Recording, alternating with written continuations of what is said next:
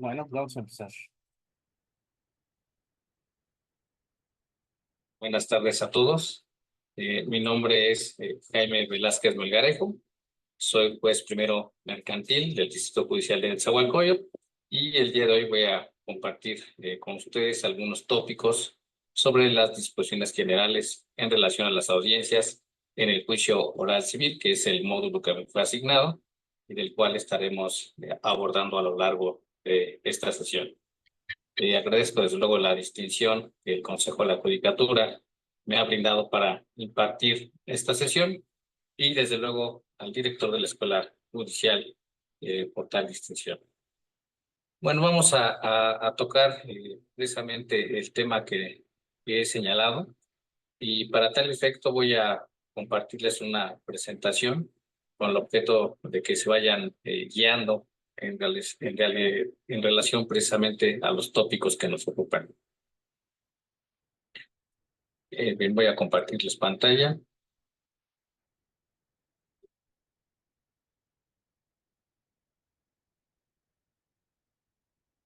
Este es el tema que vamos a abordar y por tal razón, pues únicamente haré una mención de algunas de las generalidades que durante las audiencias se pueden presentar y algunas cuestiones de tipo práctico o también del entendimiento jurisprudencial que debemos de tener sobre diversas instituciones o formas de proceder durante las audiencias y que desde luego nuestros tribunales que están facultados para emitir jurisprudencia ya se han pronunciado al respecto. En principio voy a hablar de las reglas generales y después voy a abordar ya propiamente los principios que van a regir en las audiencias para finalizar con las audiencias preliminar y de juicio que se contemplan en el juicio oral civil y algún otro tópico relevante. Bueno, algunas de las cuestiones que nosotros vamos a observar durante el desarrollo de las audiencias preliminar y de juicio o de alguna otra que se deba generar, por ejemplo, con motivo de alguna tramitación de un incidente, pues es en principio que, por regla general, estas audiencias serán públicas y van a ser presididas por el juez. Desde luego que esto tiene vinculación, por un lado, con los principios que rigen el juicio en sí y los principios propios de cada una de las audiencias. Y además estas audiencias se van a desarrollar en forma oral. Nosotros vamos a ver que hay una etapa previa que se lleva a cabo en forma escrita, que es precisamente la etapa de fijación de la litis, que en el Código Nacional se denomina como etapa postulatoria, y después vamos a tener una etapa que el propio código establece como sistema de audiencias, en el cual va a predominar a lo largo de todas estas etapas del sistema de audiencias la oralidad. Bueno, ¿qué va a pasar en una audiencia en cuanto a la intervención del secretario judicial? Pues va a llevar a cabo aquellos actos que normalmente realiza. En principio va a establecer cuál es el medio de registro de la audiencia, va a llevar a cabo la fecha y lugar en que ésta se desarrolla, quiénes son las partes del juicio, va a identificar el número de expediente, desde luego permitirá que entren a la audiencia las partes interesadas y también determinará qué público asistente podrá permanecer. Desde luego, una vez también que el juez se incorpore, va a pronunciarse respecto a esta situación de quienes pueden permanecer en la audiencia si ello es necesario. El secretario judicial también llevará a cabo la protesta de ley y finalmente pues levantará el acta mínima al final de la audiencia correspondiente, como también lo veremos. En el Código Nacional se establece propiamente que estas audiencias que se verifiquen en el juicio oral civil pueden celebrarse tanto presencial o virtualmente. Inclusive hay un capítulo en el cual se establecen las reglas que son aplicables para aquellas audiencias que virtualmente podamos realizar y bueno, establece la posibilidad que cualquiera de las audiencias contempladas en el Código Nacional puedan verificarse de esta forma, cumpliendo ciertos requisitos, ¿no? Entonces, de alguna forma lo que previó el legislador es establecer esta alternativa de que las audiencias se lleven a cabo tanto presencial o virtualmente, de acuerdo, desde luego, a la naturaleza del juicio, con la finalidad de que la tecnología sea un aspecto relevante en el desarrollo de este tipo de contiendas. También, como otra generalidad, bueno, se establecen una serie de facultades disciplinarias que son conferidas al órgano jurisdiccional, todo ello para mantener el orden durante las audiencias, en este caso durante el debate, y evitar algunas cuestiones como faltas de respeto, falta al decoro o a la probidad, y evitar digresiones precisamente en el desarrollo de la audiencia. Y para eso establece una serie de correcciones disciplinarias que van desde una amonestación hasta el arresto hasta por 36 horas. Desde luego que aquí lo que hay que establecer, bueno, es que estas correcciones disciplinarias, sobre todo cuando se trata de la expulsión y el arresto, tienen que ver con una cuestión de que no es posible llevar a cabo en forma ordenada la audiencia, en virtud de que se realizan actos que impiden, inclusive hasta en forma violenta, llevar a cabo su desarrollo. Entonces, en esa medida, el juez establece que estas correcciones disciplinarias sean aplicadas no solamente a las partes que intervienen o a sus abogados, sino también a quienes, como personas asistentes a dicha audiencia, pues pueden cometer esta serie de faltas que en algún caso puedan llevar a cabo que haya desorden durante el debate y las audiencias correspondientes. ¿Qué es la parte interesante que incorpora el Código Nacional en cuanto a la imposición de una corrección disciplinaria? Bueno, que aquella persona que haya cometido la falta puede solicitar que sea oída en justicia por parte del órgano jurisdiccional. Esto con la finalidad de que en una audiencia que se va a celebrar dentro de 5 días, se le escuche en torno a la falta cometida, y en este caso el juez puede confirmar, atenuar o inclusive dejar sin efecto la corrección disciplinaria impuesta.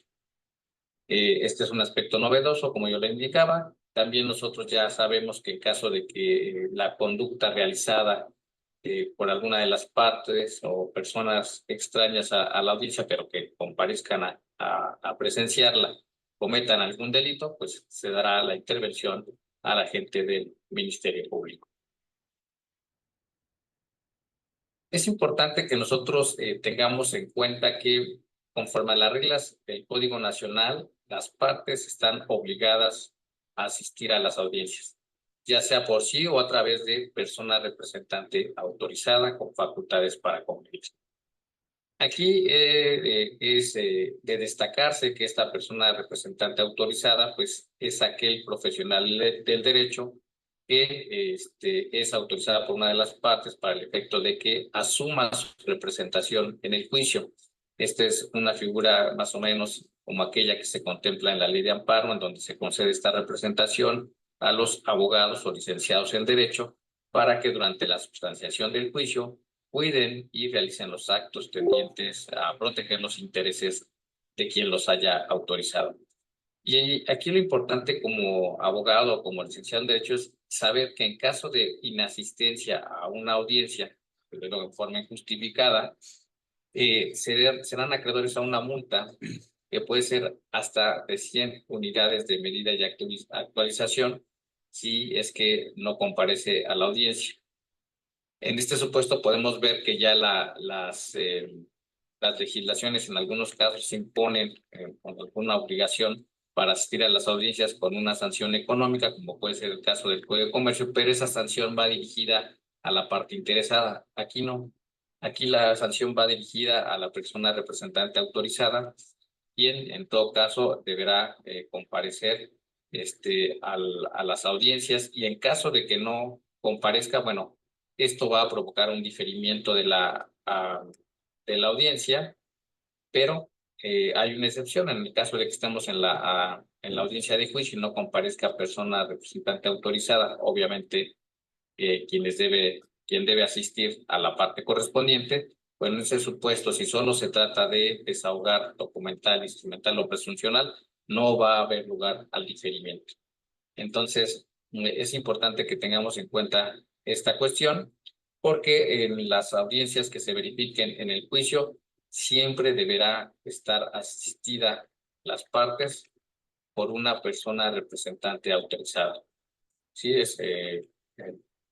esto significa también que puede comparecer tanto la parte interesada con su persona representante autorizada o solo la parte representada autorizada, quien ante su inasistencia, como lo he dicho, se va acreedor a una sanción.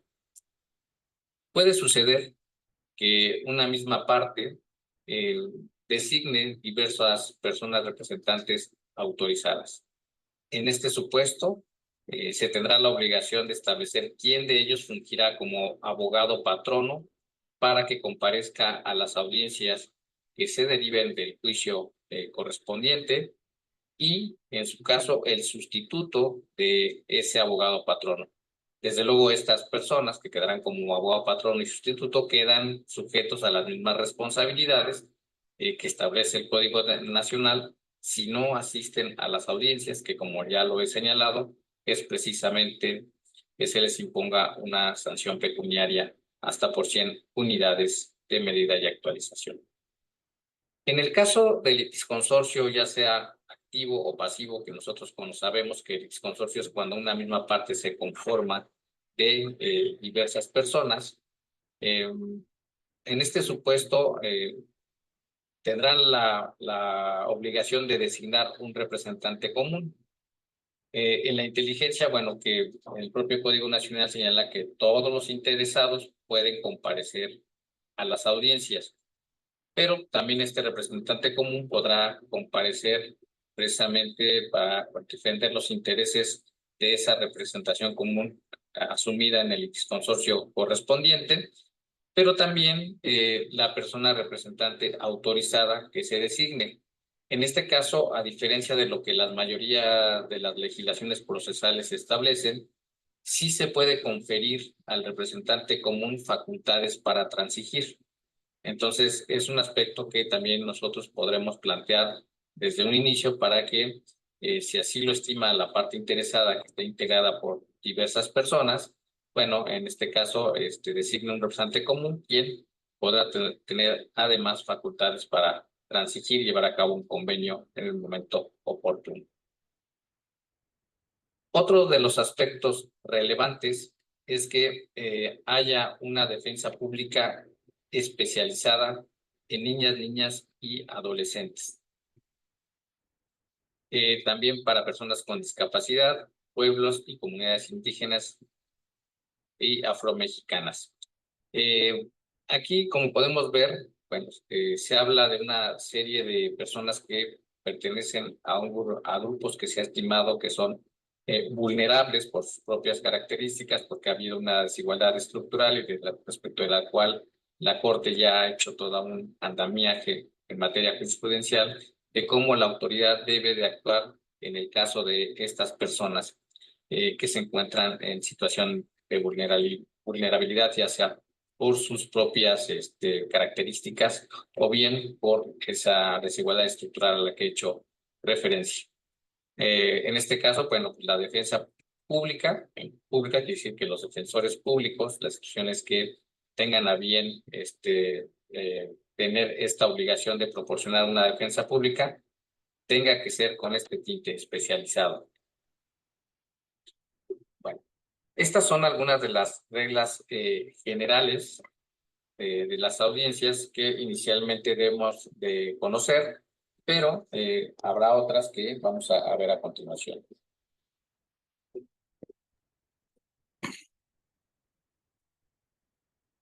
A diferencia de otro tipo de procedimientos en materia del orden civil de carácter dispositivo, aquí el Código Nacional establece que son las partes y los terceros quienes se van a identificar, ¿no? Además de que van a rendir protesta. Pero esto significa que el juez, al momento de que una vez que se incorpore a la audiencia y desde luego después de que el secretario de acuerdos o la persona secretaria de acuerdos haya dado los datos de inicio de la audiencia, el juez le va a pedir a las partes que se identifiquen. Entonces esto le va a permitir, como se hace en los sistemas acusatoria adversarial en materia penal, que el juez vaya identificando cada una de las partes para saber con quién se está dirigiendo, pero entonces ahora será obligación de las partes identificarse. Otras de las cuestiones es que cuando ya estamos en la audiencia de juicio se va a establecer un orden para desahogar las pruebas, esto conforme a los acuerdos probatorios que en su momento las partes lleven a cabo. Pero aquí lo interesante es que el propio código establece que aquí se tendrán facultades para preguntar sin romper con la contradicción. Y aquí es importante que nosotros identifiquemos que a lo largo de todo el Código Nacional, en particular por lo que toca a los procesos orales civiles, en este caso entendemos que inicialmente se trata de derechos que son de tipo particular, pues entendemos que debe haber un equilibrio procesal. Y entonces, cuando llevamos a cabo estas facultades, que en realidad tienen que ver también con la facultad de dirección del proceso y la facultad indagatoria en materia probatoria, debemos de alguna forma vigilar que no se rompa con el principio de contradicción, que nosotros sabemos también es uno de los principios que rigen no solamente para el proceso, sino también en la cuestión de la recepción de pruebas. Nosotros conocemos el principio de contradicción en materia probatoria como aquella facultad que tienen las partes para intervenir en el desahogo de las pruebas ofertadas por su antagonista, ¿no? De tal suerte que en este principio de contradicción lo que permite de alguna forma es tratar de menguar la eficacia demostrativa de los medios de convicción propuestos por la parte contraria a través de algunas figuras que la propia legislación va a establecer. Esto es este principio de contradicción en materia probatoria, se lleva a cabo y se desarrolla desde el propio ámbito de la norma. Por poner un ejemplo, cuando nosotros llevamos a cabo cuestionamiento de los testigos de la parte contraria, lo que estamos haciendo es ejercer precisamente ese principio de contradicción. Cuando realizamos una objeción de documentos, precisamente materializamos el principio de contradicción. Entonces, ¿qué es lo que nos sugiere aquí el Código Nacional? Pues que no rompamos con ese principio de contradicción, que aun y cuando el juez puede intervenir, por ejemplo, al interrogar a los testigos, solamente lo puede hacer para efectos aclaratorios. Entonces, ahí, sin romper esa igualdad procesal y la contradicción, deberíamos de tener mucho cuidado. Desde luego que esta regla pues no aplicaría para la materia familiar, en la que desde luego la facultad que tienen los jueces en materia de recepción de pruebas es amplia en consideración a los principios que rigen en ese tipo de controversias, como interés superior de niñas, niños y adolescentes y algunos otros que desde luego debemos de observar. Otros de los tópicos que establece es que el juez o el titular de la función jurisdiccional, porque habrá que recordar que estas audiencias también pueden en su momento llevarse en la etapa de segunda instancia, precisamente cuando se ofrece una prueba con carácter de superveniente, que también le van a ser aplicables estas reglas. Bueno, aquí establece que va a dirigir el debate y va a limitar el uso de la palabra. ¿Qué significa esto? Bueno, en pocas palabras diríamos que en el caso de los juicios orales civiles, por regla general, la litis es cerrada, ¿no? Esto significa que una vez que se lleva a cabo la etapa postulatoria ya tenemos establecidas las posiciones de las partes, ¿no? ¿Cuál es la acción y cuál es la excepción o defensas que se están planteando? ¿Cuáles son los hechos que fueron establecidos como causa de pedir por parte del actor? ¿Cuáles fueron los hechos impeditivos, modificativos o extintivos de la acción correspondiente? Entonces ahí nosotros ya fijamos propiamente la materia del debate en el juicio.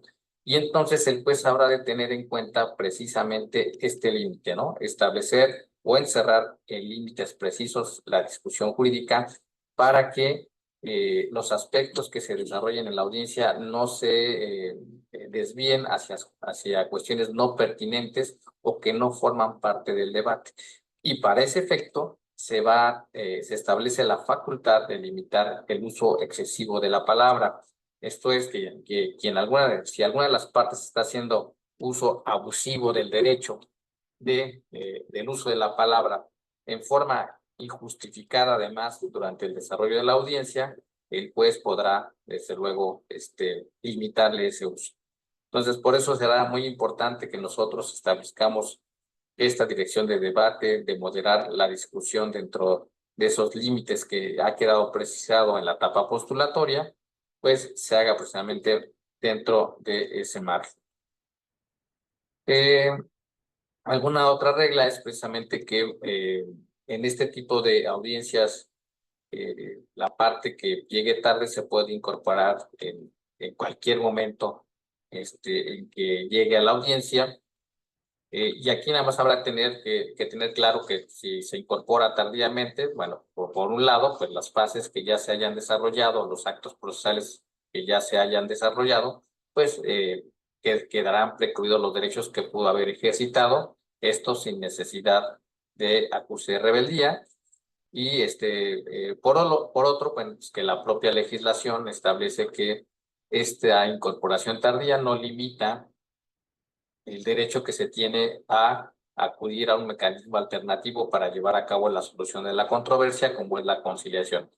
Por lo tanto, pues si estamos en una fase donde ya se ha superado la etapa de conciliación que se prevé en la audiencia preliminar, nada impide que en ese momento las partes puedan solicitarle al juez que les permita llevar a cabo pláticas conciliatorias con la finalidad de llegar a un convenio y concluir la diligencia, o bien el propio órgano jurisdiccional invitarlos a llevar a cabo esa conciliación, aun y cuando se haya superado la fase correspondiente. Bueno, desde luego que esto es acorde a lo que establece el artículo 7 de la Constitución, en donde se establece como un derecho fundamental de quienes contienden en juicio poder llevar a cabo esta conciliación con la finalidad de dar por concluida una controversia. ¿Qué hay que tener claridad? Bueno, que esta parte de la conciliación solamente es factible si se trata de derechos disponibles. ¿Sí? Entonces, cuando se trate de cuestiones que son intransigibles, o bien de violencia familiar, en el caso de la materia familiar, no es posible llevar a cabo la conciliación, entonces no tendría sentido conciliar. Aquí un ejemplo que me viene a la mente en cuanto a qué no podríamos conciliar porque requerimos tal vez de la declaración forzosa de una autoridad judicial para que se genere el efecto, pues es una nulidad de un acto jurídico. En este caso, pues al requerirse declaración de autoridad judicial, tal vez si la pretensión principal es la nulidad, pues sería complicado llevar a cabo, o más bien no estaríamos en condiciones de llevar a cabo la conciliación para esos efectos. A lo mejor alguna cuestión accesoria probablemente sería factible, pero en principio si tenemos una pretensión que requiere declaración judicial y por lo tanto no se trata de un derecho disponible, en este sentido no podríamos llevar a cabo la conciliación. También se impone la obligación a la autoridad judicial de establecer con claridad el inicio y conclusión de cada una de las etapas. Bueno, aunque no se diga en términos sacramentales, se inicia la etapa, se concluye la etapa, pues sí será importante que el juez en todo caso establezca cuál es la etapa que está abordando y si la da por clausurada o si está finalizado o no se puede llevar a cabo dándosela por lo tanto dándose por finalizada, lo irá desarrollando de esa manera. ¿Por qué lo hace de esta forma? En virtud de que, como ustedes saben, aquí va a operar un principio de preclusión, en el cual una vez superadas las etapas correspondientes, con excepción de la conciliación, como ya lo vimos, bueno, quedarán perdidos los derechos que las partes pudieron haber ejercitado durante el desarrollo de la fase correspondiente. Por eso es que el juez va a ir determinando, o la autoridad judicial va a ir determinando, la persona juzgadora, el inicio y la conclusión de cada una de esas etapas. Se van a poder decretar recesos y en su caso suspender o diferir la audiencia. Bueno, es importante aquí considerar, por un lado, que la suspensión y el diferimiento de la audiencia se va a dar solamente en los casos que la ley prevé, ¿no? Que ya lo veremos más adelante.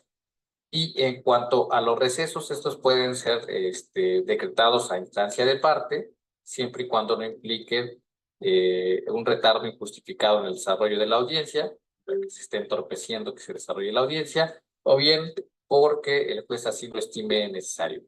Y esos recesos, pues bueno, pueden servir por un lado precisamente, por ejemplo, en el caso de la etapa conciliatoria, inclusive establece ahí de manera expresa el Código Nacional que se puede decretar un receso para que las partes lleven a cabo pláticas conciliatorias.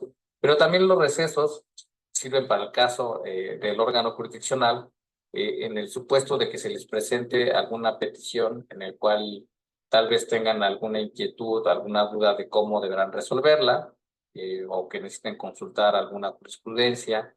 Entonces, en ese supuesto, lo conducente, o lo más apropiado, pues será decretar el receso y una vez que concluya reintegrado a la audiencia, dar respuesta a esa petición ya debidamente fundada y motivada la decisión. Entonces, para eso sirven los recesos. En el caso de las audiencias orales o para tener una cuestión de carácter urgente que no puede esperar que esté vinculada con algún otro proceso.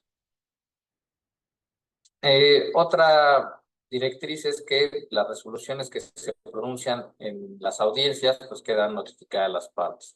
Aquí es importante entender que ya tenemos antecedente por parte de la primera sala de la Suprema Corte de Justicia de la Nación, en donde ha dicho que, bueno, esta disposición que establece que todas las resoluciones que se pronuncien en la audiencia quedan notificadas a las partes, pues es acorde al debido proceso, no vulnera ningún derecho fundamental y pues precisamente porque está fundada en, digamos, en un interés genuino, apropiado, un interés que es propio de esta clase de procesos, que es la celeridad, ¿no? La celeridad del asunto para resolverlo y que desde luego pues es acorde al artículo 17 de la Constitución. Entonces, este tema de las resoluciones pues ya quedará, ya hay un criterio al respecto que establece que pues sí guarda o sí se debe de entender como constitucional al respecto. Al concluir la audiencia, se va a levantar un acta mínima. Bueno, en esa acta, adicionalmente de que se van a colocar los datos de identificación del juicio, pues luego la fecha y la hora en que se celebró, los intervinientes, establece como un requisito mínimo que se señale cuáles fueron esos actos procesales que se desarrollaron en la audiencia. Aquí es importante considerar que solamente es una enumeración de los actos que se verificaron. No que llevemos a cabo el vaciado de la totalidad de los actos que realizamos, ¿no? O la transcripción. Eso no es necesario, inclusive el propio Código Nacional establece que es innecesaria la transcripción. Entonces, esta relatoría sucinta del desarrollo de la audiencia es establecer cómo se fueron verificando la misma, ¿no? Sin que se llegue al extremo de transcribir la audiencia o de establecer todos los pronunciamientos en forma precisa o exhaustiva, pues no es necesario. Por ejemplo, lo que sí hace una excepción el Código Nacional es que cuando se lleve a cabo la resolución de excepciones de carácter procesal o cuestiones de carácter incidental, se van a asentar los puntos resolutivos. Pero pues todo lo demás o sea, toda la parte considerativa o la consideración que el juez tenga para resolver estas cuestiones no quedan asentadas, sino únicamente la parte resolutiva.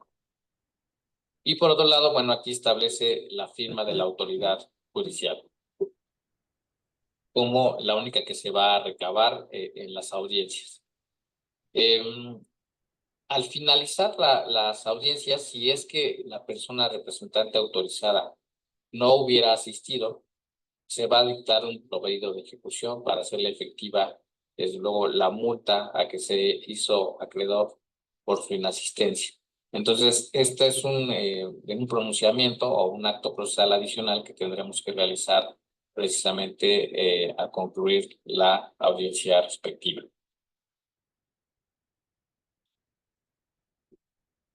Otras reglas de carácter general que vamos nosotros a ver, que debemos de atender en las audiencias, bueno, tiene que ver precisamente con un aspecto que ya conocemos, que es aquellas, aquellos actos o aquellas directrices que responden al principio de accesibilidad cuando se trata de las personas con discapacidad, ¿no?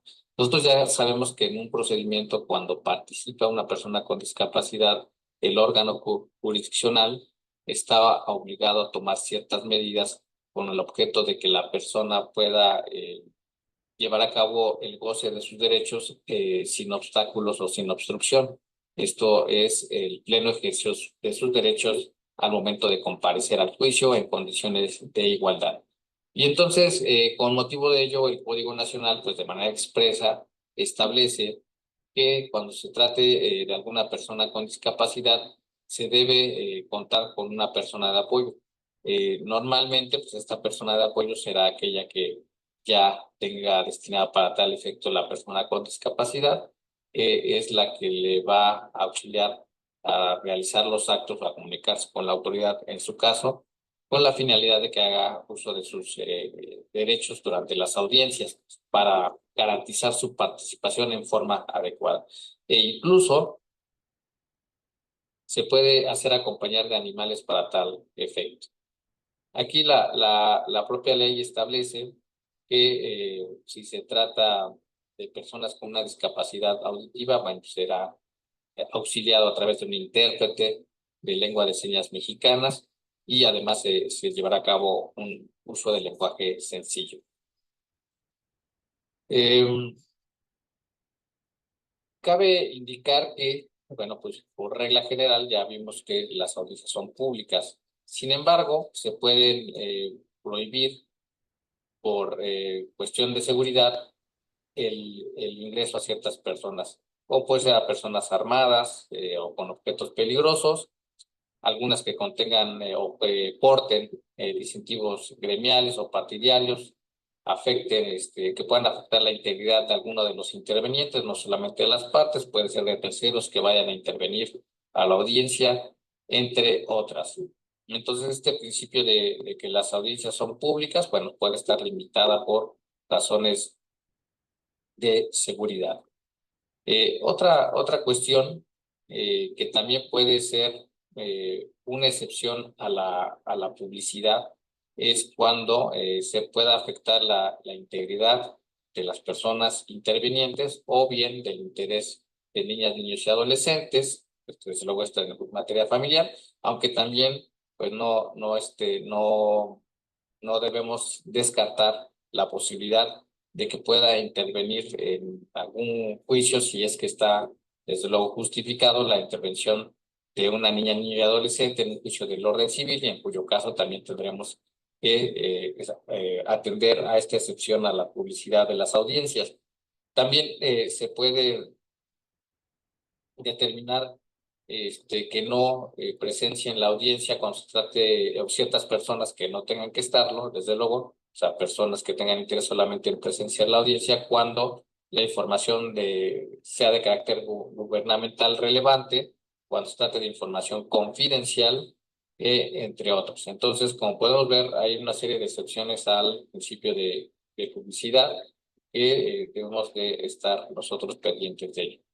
E inclusive, cuando se trata de periodistas y medios de comunicación, el Código Nacional establece la obligación para estos de indicar que se encuentran presentes para que la autoridad judicial, la persona juzgadora, en su caso, establezca un lugar adecuado en el cual estos lleven a cabo, digamos, su función, pero además también, en caso de que el juez les impida la transmisión de la audiencia, así deberán acatarlo. Desde luego, si no lo hacen, pues se les puede emplear las correcciones disciplinarias a las que hemos hecho referencia.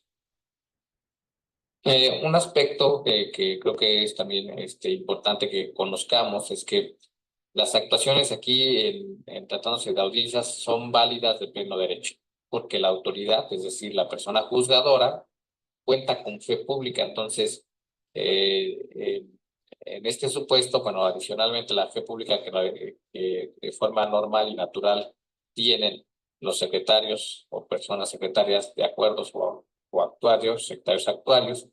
En este caso, pues también se atribuye al órgano jurisdiccional esa fe pública con la finalidad de que todas las actuaciones que realicen, pues gocen de esa certidumbre jurídica en razón de esa fe pública conferida por el legislador. Y otra cuestión derivada precisamente de la obligación que tenemos nosotros de materializar los derechos fundamentales de las personas con discapacidad, es precisamente que los registros de las audiencias cuando se hagan en medios electrónicos, se prevea los diseños y formatos de accesibilidad. Además, como ya lo establecí, bueno, se va a establecer un lenguaje sencillo con la finalidad de que las personas con discapacidad puedan tener pleno conocimiento del desarrollo de la audiencia, de las determinaciones que se emitan durante esta, todo ello con la finalidad de que pueda ejercer plenamente sus derechos. Entonces aquí el legislador, pues de manera expresa, a pesar de que ya tenemos desde luego un protocolo para tal efecto, bueno, de manera expresa decidió que se estableciera esta obligación que tenemos para registrar en formatos accesibles para las personas con discapacidad las diligencias que se deriven de las audiencias correspondientes. Como ya les había indicado, las audiencias, todas las audiencias que se puedan derivar de los procesos, en particular las audiencias preliminares de juicio, se pueden llevar a cabo a través de medios virtuales. Entonces, cualquier audiencia puede hacerse. Y esto puede responder a una petición de parte o bien porque la autoridad judicial así lo proponga.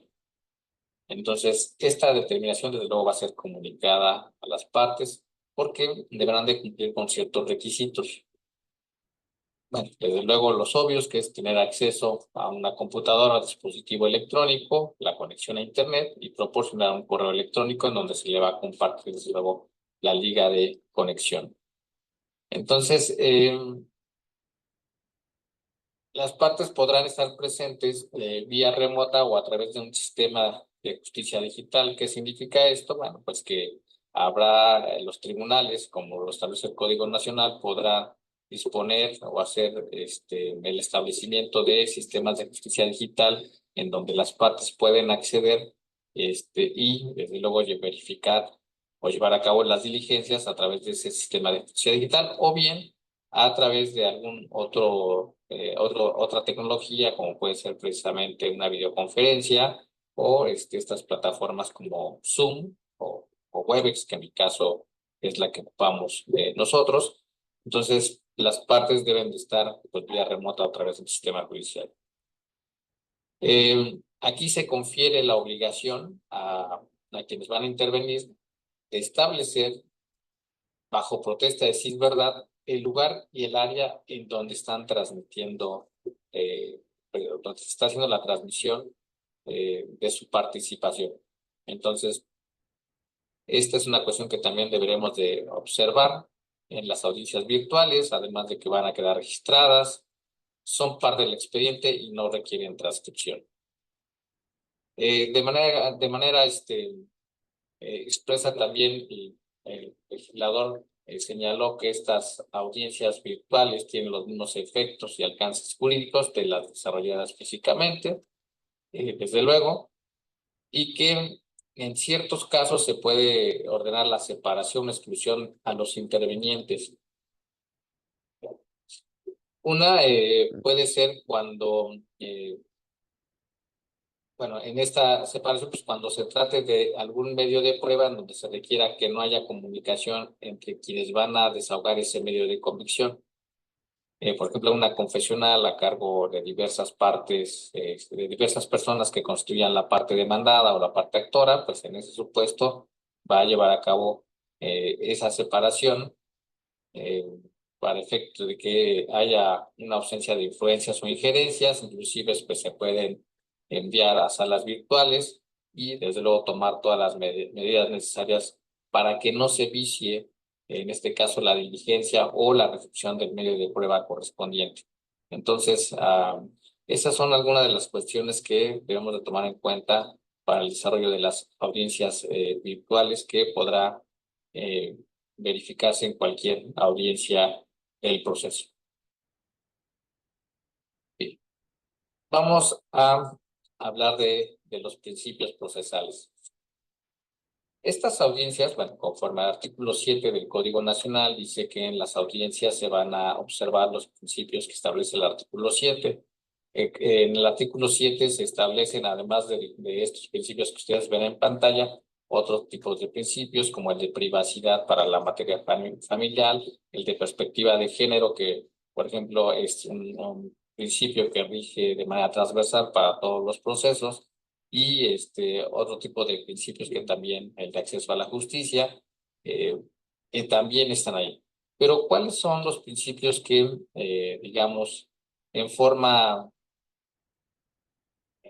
más palpable se van a presentar precisamente en el desahogo de las pruebas, perdón, el desarrollo de las pruebas de las audiencias preliminar y de juicio, o cualquier otro tipo de audiencia como puede ser una incidental?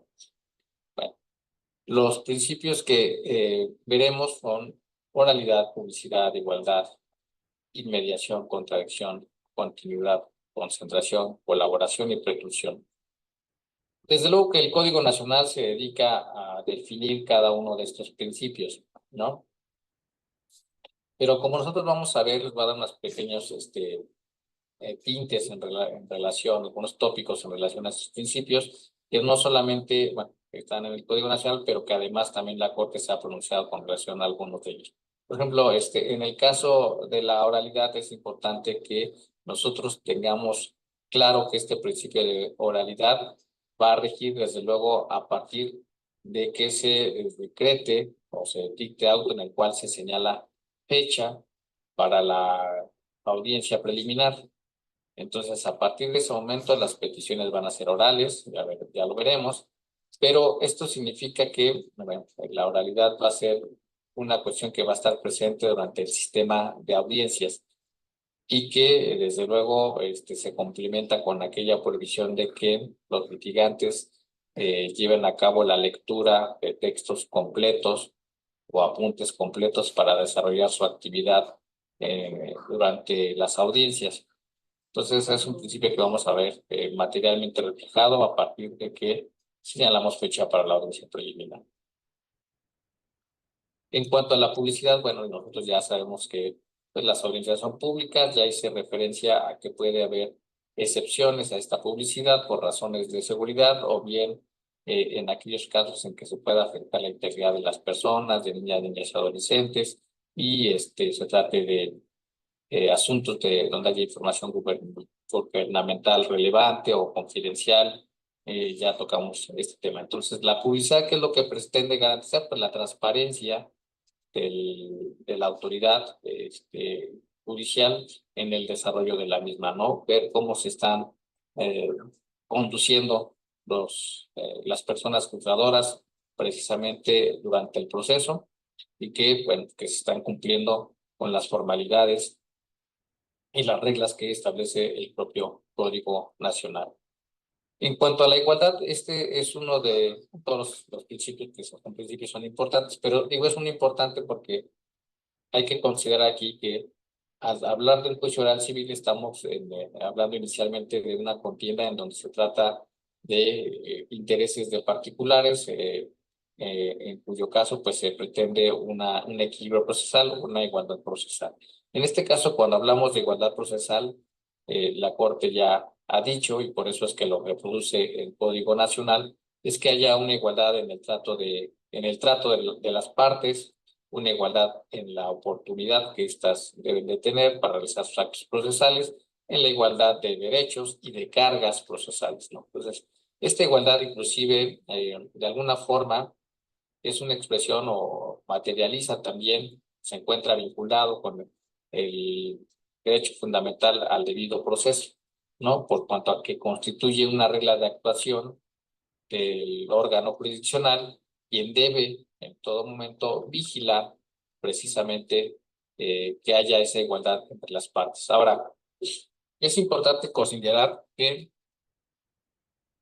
esta igualdad procesal no es una igualdad matemática, ni tampoco es una igualdad que tenga que ser necesariamente en términos idénticos. ¿Y a qué me refiero?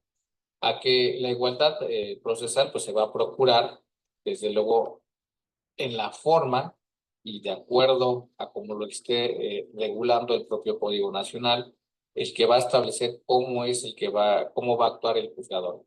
Eh, Les dan suerte que no siempre se va a ver esa igualdad reflejada. No significa que si le plantean una pretensión al juzgador necesariamente deba escuchar a la otra parte para que pueda resolver, y que en otro caso el juez plantea una solicitud, escuche a la otra parte y entonces ahí se diga que se puede romper la igualdad porque para una cuestión sí la escuchó y para otra no escuchó a la contraparte. No se trata de ese tipo de igualdad porque pues, habrá que recordar, por ejemplo, en esa facultad de dirección del proceso al juez, el principio de probidad procesal, pues también tiene como finalidad que repele o deseche todas aquellas eh, promociones, incidentes o recursos que sean notoriamente improcedentes, ¿no? Entonces la igualdad no va a ser matemática, sino que esta igualdad procesal pues tiene que ver con que se vigile que durante el proceso pues, tenga las mismas oportunidades dentro del marco de la ley. ¿Cómo se materializaría un poco esta igualdad? Bueno, pues permito que, tal como lo establece la ley, a una persona después de propuesta una prueba superveniente, la escuche previamente para poder decidir acerca de si se admite o no, pues si la otra parte plantea otra prueba superveniente, pues actúe de la misma manera. Entonces ahí es como se materializa el principio de igualdad. Entonces no es en términos matemáticos, que cada que suceda algo tenga que escuchar a la otra parte, no es de esa manera, sino precisamente llevar a cabo este, esta igualdad con el objeto de que en el momento en que se vaya a emitir una sentencia, está determinada por, desde luego, que las pretensiones estén ajustadas a lo que marca la ley y no por una cuestión de alguna situación anómala durante el desarrollo del proceso. En la inmediación, bueno, pues nosotros ya sabemos que es ese contacto directo y ahora lo establece el Código Nacional e indelegable de que el juez presida las audiencias, no solo porque pues, va a ejercer la dirección procesal, sino también porque a través de ese contacto directo va a recabar el resultado de los medios de prueba para que en su oportunidad pueda emitir una sentencia que sea lo más ajustada a derecho.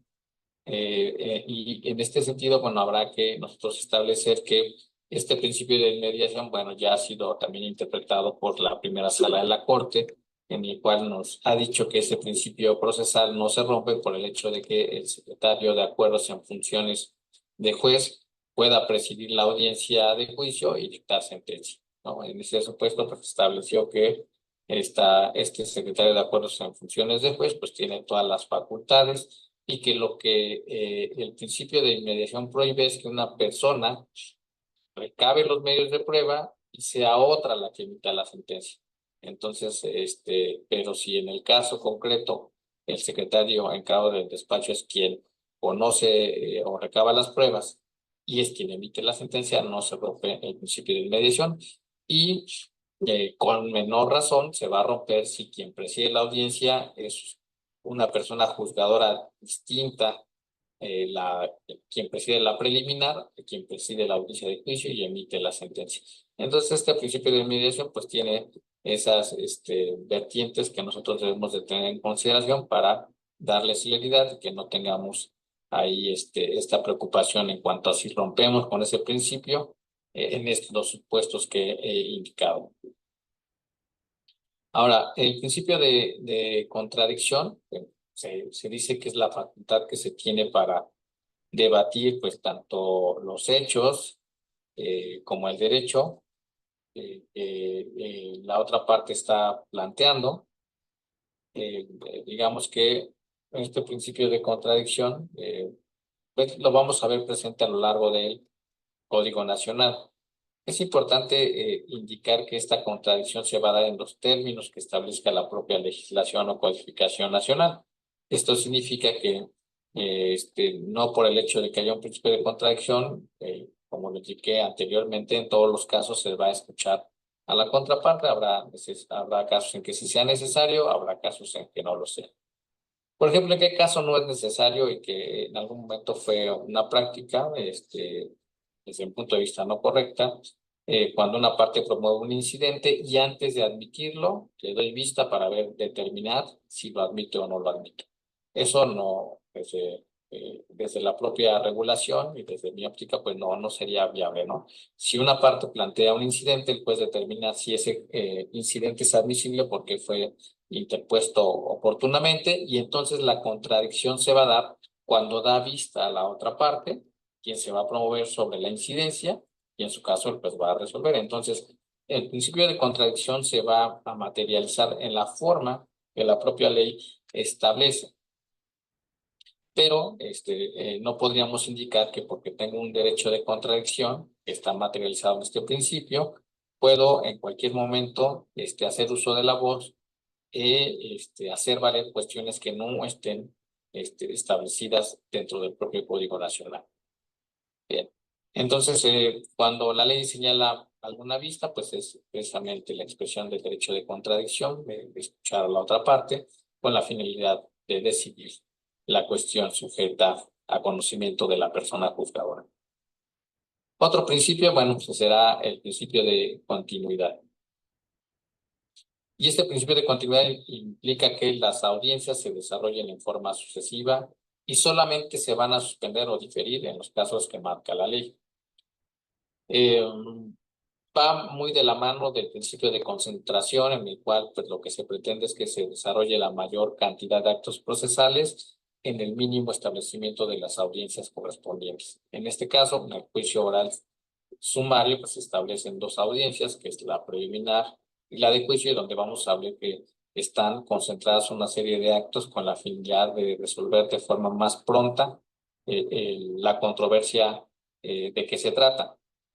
Ahora, aun y cuando tenemos estos principios de continuidad y concentración íntimamente ligados, también el legislador en el Código Nacional ha sido muy prudente porque entendió que hay casos complejos en donde no se puede desarrollar en una sola audiencia, por ejemplo, el desahogo de todos los medios de conexión. Y entonces ahí indicó que el juez puede planificar, digamos, las fechas de desahogo de los medios de convicción con la finalidad de que se dé celeridad. Y en ese aspecto indicó que estas se iban a celebrar de manera continua, o sea, establecer fechas, pero que sean inmediatas, es decir, día con día, para ver qué pruebas se van a desahogar. Entonces, ahí es importante que nosotros no perdamos de vista esta excepción, que es una excepción en realidad a esta continuidad, que podamos recibir o recabar pruebas en días consecutivos cuando la complejidad del asunto así lo amerite. Y ahí es cuando nosotros vemos cómo se ejerce la facultad de dirección procesal. El juez va a evaluar los hechos, la naturaleza de las diligencias, que son a través de las cuales vamos a recabar las pruebas, y determinará si es posible que en una sola audiencia se verifiquen, o bien si señala días consecutivos para su recepción. Caso concreto, pues pruebas periciales que probablemente tengan cierta complejidad para el desarrollo y desahogo de la Después se establece un principio de colaboración en donde pues lo que se indica es que eh, las partes son las que están interesados en llevar a cabo la solución del juicio y por lo tanto el juez deberá facilitar que éstas a través de un convenio puedan concluir con la audiencia en cualquier, con la audiencia, perdón, con la controversia en cualquier momento. Y el principio de preclusión, que como ya lo comenté, bueno, pues es la pérdida del derecho de la facultad que debió de ejercerse en determinado momento y que, bueno, no requiere de declaración alguna.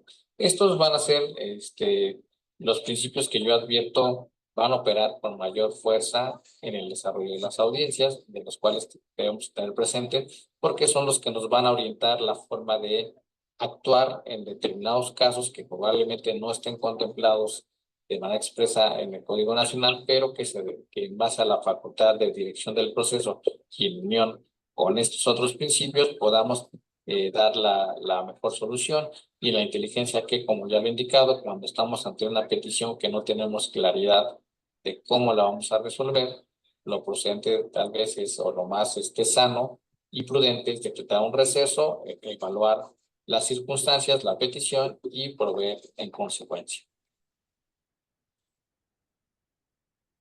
Bien, vamos a pasar ahora sí a la audiencia preliminar. Y vamos a ver que aquí el Código Nacional de Procedimientos Civiles y Familiares establece cuándo la vamos a señalar y dentro de qué plazo. Aquí nos dice que contestada la demanda o la reconvención o transcurrido el plazo para producir esta última. Y se va a señalar de oficio y dentro de 15 días. ¿Esto qué significa? Bueno, inicialmente lo que indica es, bueno, que el juez va a desarrollar de oficio el proceso. Porque una vez que se ha entablado la litis en el juicio controvertido, tendrá la obligación de revisar el estatus procesal del juicio y, en su caso, de manera oficiosa, señalar fecha para la audiencia preliminar dentro de los 15 días siguientes. Como pueden ver, aun y cuando el Código Nacional establece que se va a dar vista con las excepciones y defensas que se interpongan en la contestación en la acción de demanda o contestación de la reconvención, eh, el, el Código Nacional, legislador previo, que desde cuando se tenga contestada la demanda o la reconvención, se calcula el plazo, se va a señalar de oficio esta audiencia preliminar, que significa que, pues, de acuerdo a cómo está estructurado el juicio oral civil, pues no tendríamos que esperar a que transcurran los 3 días del desahogo de vista de excepciones y defensas. No hay por parte del legislador esta previsión, aunque mi punto de vista creo que sería lo más prudente esperar a que se transcurra la vista o se desahogue esa vista, porque inclusive dentro de esa vista se pueden también llevar a cabo el ofrecimiento de las pruebas correspondientes. Hay que tener en cuenta que no se ordena una citación personal. El Código Nacional establece que lo único que se va a notificar personalmente es el emplazamiento y el emplazamiento a la reconvención, pero inclusive en el emplazamiento a la reconvención, también se puede hacer o se debe hacer si se tiene señalado un correo para tal efecto, se puede llevar a cabo ahí la notificación de la reconvención. Entonces, cuando se emite auto para citar audiencia preliminar, ya no se va a llevar a cabo una citación personal a las partes interesadas, de aquí que estén obligados a vigilar el desarrollo del proceso, las partes interesadas y luego, desde luego, las personas representantes autorizadas. En ese mismo auto que señala fecha para la audiencia preliminar, se van a admitir las pruebas que estén relacionadas con las instrucciones procesales. Estas deberán ser rendidas en juicio, perdón, en la audiencia preliminar, y bajo la presión de que no hacerlo se va a declarar la deserción. Solo se va a admitir documental para conexidad, independencia y contacto buscado. Sí, es decir, que no hay otra probanza distinta que se pueda aportar para la justificación de estas excepciones procesales, que es la conexidad, la dependencia y la cosa juzgada. Yo creo que en este aspecto, bueno, aunque es una restricción al derecho de defensa, el que no me permitas aportar otros medios de prueba distintos a la documental para los efectos indicados, pues yo creo que en este caso la restricción se encuentra justificada precisamente porque la idoneidad y pertinencia de la prueba para demostrar que alguna de estas excepciones procesales está actualizada, pues es a través de la exhibición de las constancias en donde se advierta precisamente existe un juicio conexo, que existe ya otro juicio que se está siguiendo precisamente por las mismas partes y las mismas pretensiones y acciones deducidas, y otro en donde ya se ha resuelto la cuestión que es materia del juicio. Entonces, yo, en mi opinión, es que esta restricción, bueno, creo que se encuentra fundada, tiene eh, elementos que podríamos considerar, pues no trastocan un derecho fundamental, que en este caso es el debido proceso, en su vertiente de formalidad esencial del procedimiento y a su vez tiene este derecho a probar en el debido proceso, y creo que no se limita este derecho a probar como una formalidad esencial del procedimiento porque, repito, bueno, se encuentra justificado porque además ello va a permitir resolver de manera más pronta la cuestión que se esté planteando como excepción procesal. Y aquí viene un aspecto interesante que no debemos de perder de vista. Eh, Establecer que hay una etapa de fijación de la litis, que ya indiqué que va con la demanda, la contestación, la recomendación, contestación a la recomendación y desahogo de vistas de las contestaciones, que todos esos actos se llevan a cabo por escrito. Y hay otra cuestión que es precisamente a partir de ese momento que se da el sistema de audiencias, que inclusive la propia reglamentación del Código Nacional así la denomina, del sistema de audiencias. Entonces, a partir de este momento, del auto en que señala fecha para audiencia preliminar y hasta la sentencia, las promociones relacionadas con el procedimiento son orales.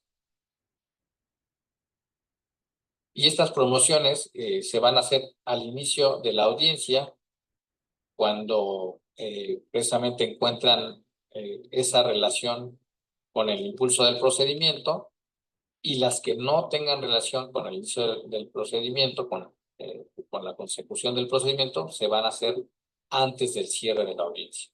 Entonces, la ley de manera expresa va a prohibir que se lleve a cabo peticiones en formas escritas, porque en ese supuesto se van a devolver a la parte interesada sin necesidad de acuerdo. Esto implica que únicamente se va a sentar una constancia de devolución del escrito que haya sido presentado en forma escrita en el sistema de audiencias. Otra cuestión que nosotros vamos a ver durante el sistema de audiencias es que cualquier circunstancia que se presente, cualquier cuestión debatida, se va a resolver en la propia audiencia. Esto significa, pues como ya lo he indicado, que no se podrá diferir en forma injustificada el desarrollo de la audiencia por una cuestión que haya sido planteada. Desde luego, las cuestiones incidentales tienen su propia reglamentación, pero en general, cualquier cuestión que en ese momento se presente, con vista a la contraparte, si es así procedente, escuchándola, pues se va a resolver. Y durante el desarrollo de estas audiencias, pues se pueden consultar notas y apuntes, pero que el propio litigante lleve para llevar su conducción de la audiencia, de cuáles son los actos que tiene que realizar en cada una de las etapas, sus argumentaciones, o inclusive algún criterio que para apoyar alguna petición quiera realizar, pues lo puede hacer. Lo que no puede hacer es precisamente, como lo había comentado, llevar a cabo la lectura de textos completos durante el desarrollo de las audiencias. Entonces, aquí es otra de las directrices que nosotros debemos tener en cuenta.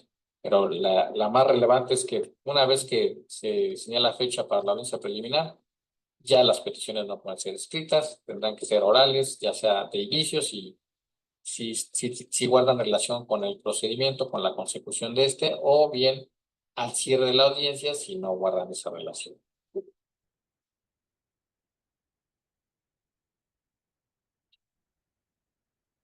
Se puede omitir la audiencia preliminar en dos supuestos, ¿no? Uno, cuando se trate de rebeldía, y otro, cuando exista allanamiento.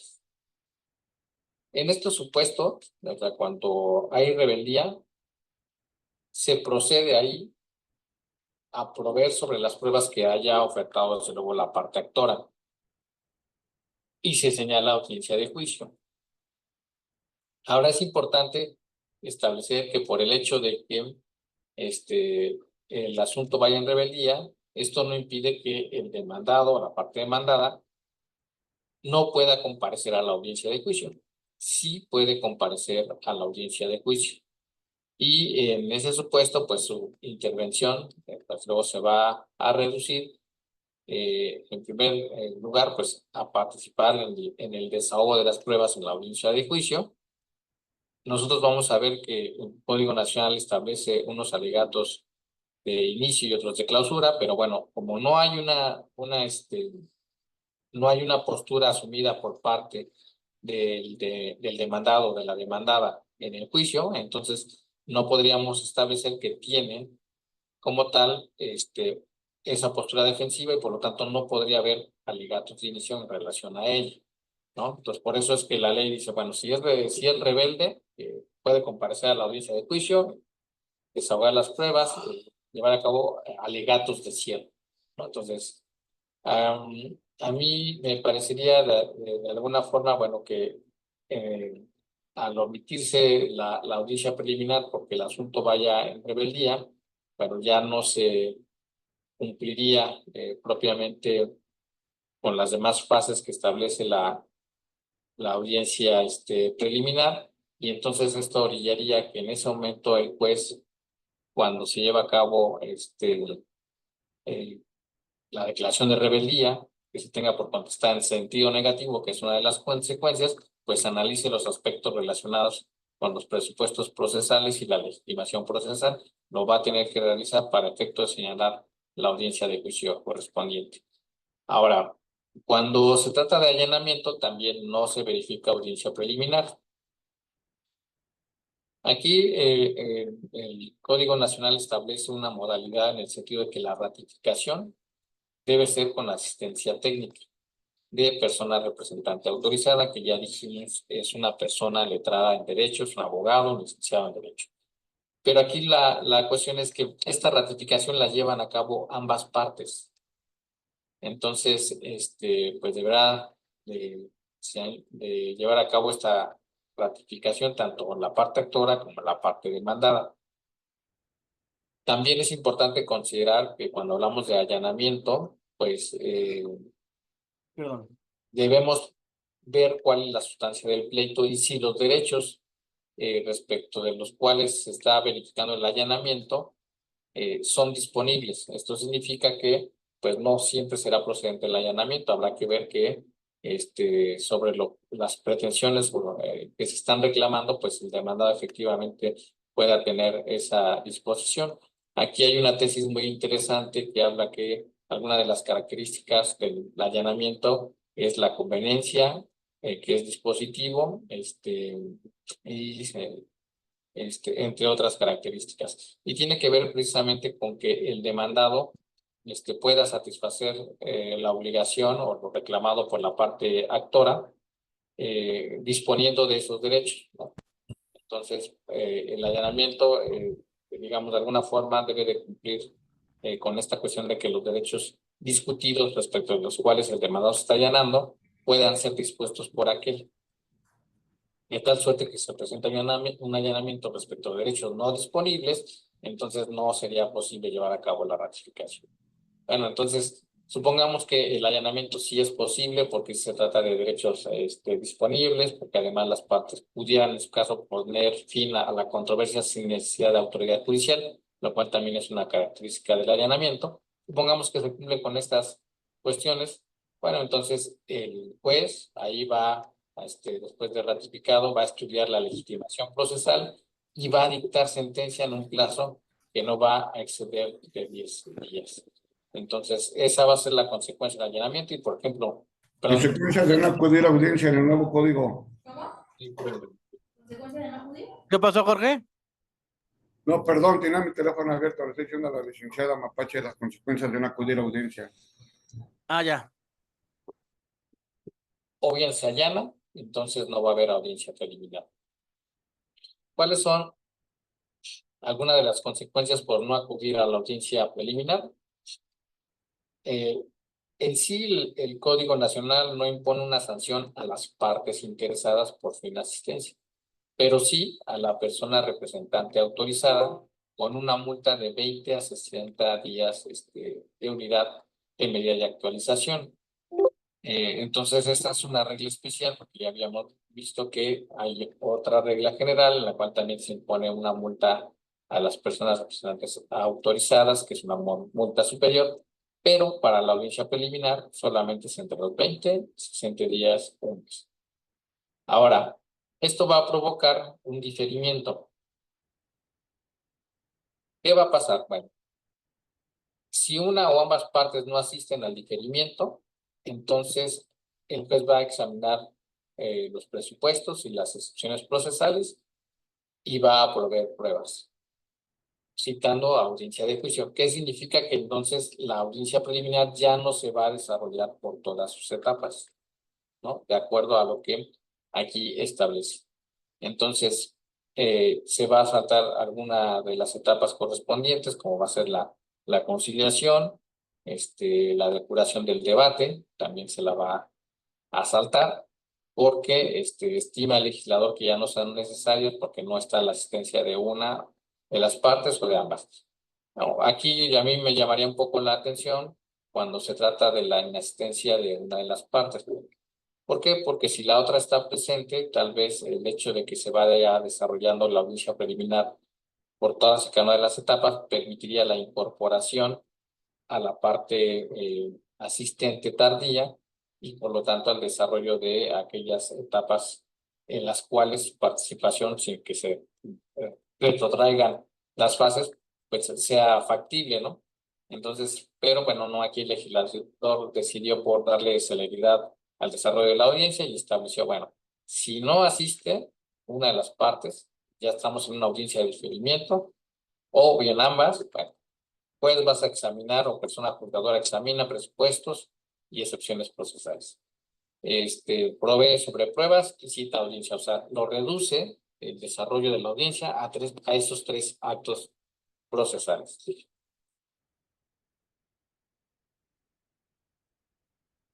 Bien.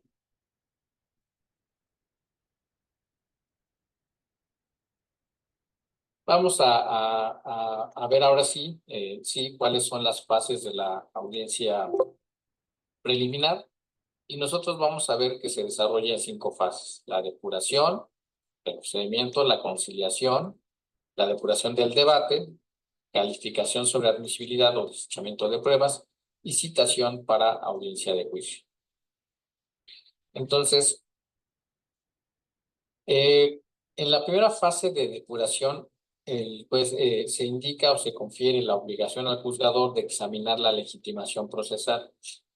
Aquí es bien importante que nosotros establezcamos que técnicamente esta legitimación procesal nosotros ya la examinamos inicialmente con la demanda o la contestación, en donde ya verificamos por un lado si quien comparece en representación de la parte actora o de la parte demandada tiene facultades para comparecer al juicio, por un lado, o por otro lado, si las personas comparecen por derecho propio, en cuyo caso su capacidad procesal, si no es cuestionada, pues se entiende o se presume que cuentan con ella. Entonces ahí el juez hace un primer pronunciamiento en cuanto a la legitimación procesal, estableciendo si si comparecen a través de una persona distinta, en el caso de las personas físicas, o de la representación de las proyectos colectivas, esta se encuentra justificada para establecer que en ese supuesto se encuentran en la aptitud legal no solamente de desarrollar la audiencia, sino de sustanciar el proceso.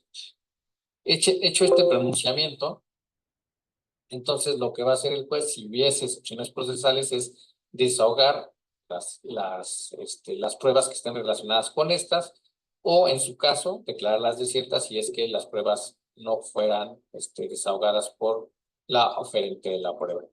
Y después de ello, bueno, las va a resolver con excepción, o sea, con exclusión de la incompetencia, la cual está dispuesta por el Código Nacional que sea resuelto por el Tribunal de Alzada. Pero todas las demás excepciones procesales, que a continuación las vamos a enumerar, pues estas se van a resolver por parte de la persona juzgadora en la audiencia preliminar. Ahora, ¿cuáles son esas excepciones procesales? Y aquí las vamos a tener. Aquí ya el legislador da una definición de que son las oposiciones de la parte demandada para impugnar o contradecir el procedimiento sin atacar el derecho sustantivo en el litigio.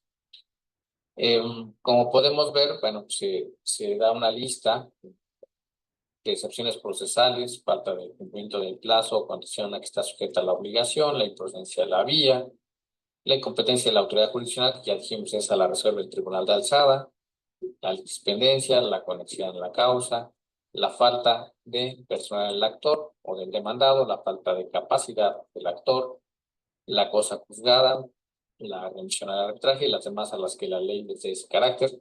Normalmente es una costumbre que el legislador ponga esta fracción. Bien, aquí, como podemos ver, no hay una distinción teórica en cuanto a excepciones procesales, dilatorias y perentorias, ¿no? Sino que las excepciones procesales, a su vez, también de alguna forma abarcan las excepciones dilatorias.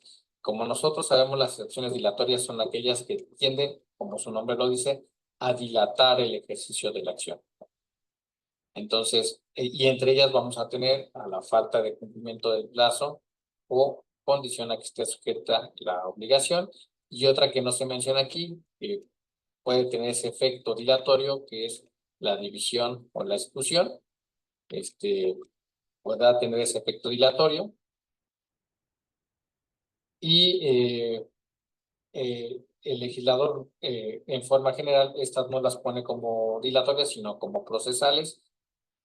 A mi punto de vista, creo que en cuanto a las excepciones procesales, guardan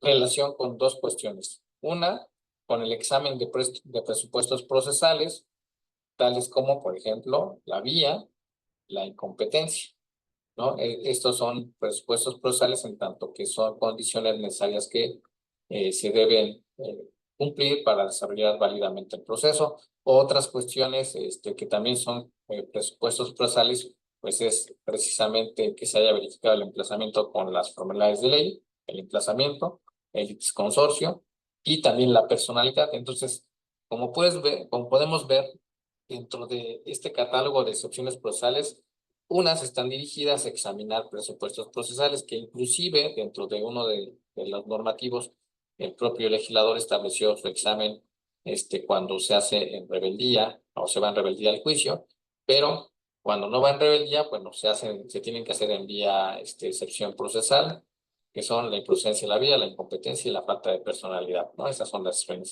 excepciones procesales. Y otras que tienen que ver con la disposición del objeto del proceso, y entendido como objeto del proceso como la sustancia del pleito, es decir, que el juez esté en la capacidad de conocer y resolver el asunto. Y entonces, ¿cuándo no estará en la capacidad de conocer o resolver el asunto? Bueno, pues cuando se dé precisamente la litispendiencia, donde ya hay un juicio previo, ¿no?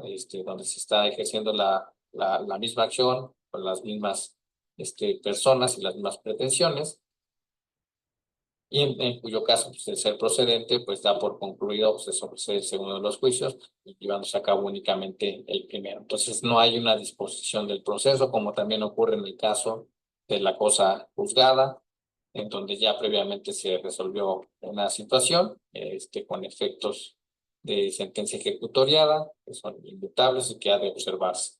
Entonces, como podemos ver, las excepciones procesales están vinculadas con dos aspectos: con el examen de presupuestos procesales y con la disposición del objeto del proceso. Y a grandes rasgos, de acuerdo al Código Nacional, estas serían las excepciones procesales que vamos a examinar en la depuración del proceso. Señalar que el propio Código Nacional indica cuál es el efecto jurídico de cada una de estas excepciones una vez que se encuentran justificadas o resultan operantes, ¿no? Por ejemplo, en la falta de cumplimiento del plazo de condición a que está sujeta la obligación, esta de ser prosperante, pues dará por concluido el juicio, dejará salvo los derechos para que cuando cambien las circunstancias que afecten el ejercicio de la acción, se pueda volver a, a ejercitar la acción, desde luego aquí con la condena en costas correspondiente a la parte actora. En el caso de la improcedencia de la vía, pues la obligación es regularizar el procedimiento en la vía correspondiente por parte del juzgador.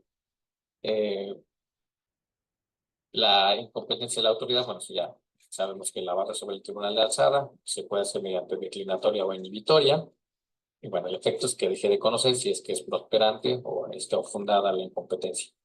La litispedidencia, pues da por concluir el segundo juicio.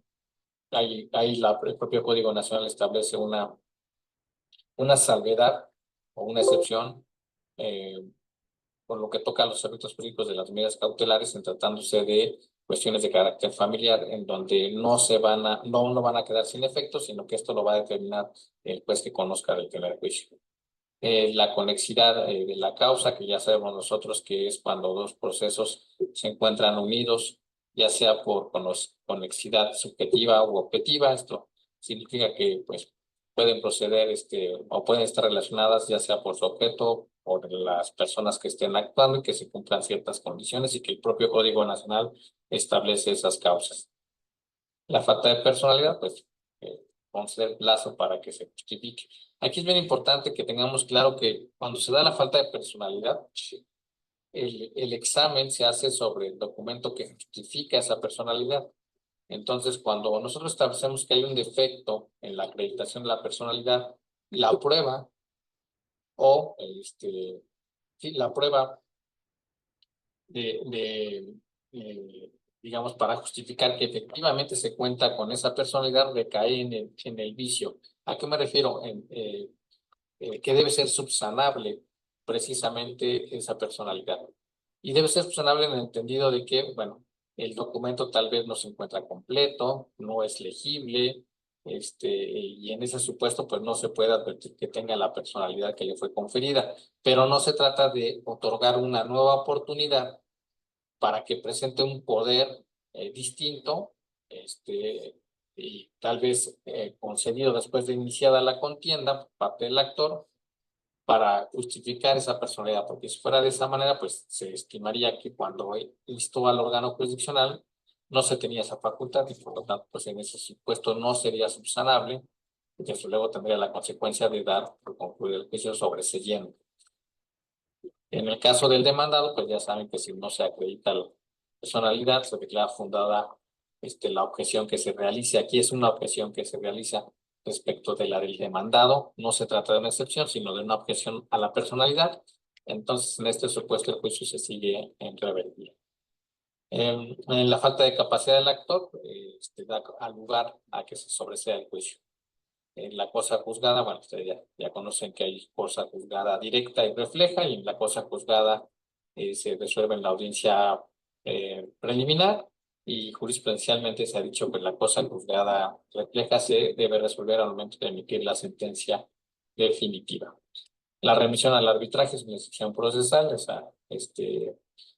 se establece ya expresamente, normalmente no estaba en los códigos procesales, entonces había que extraerla de otra parte de la legislación.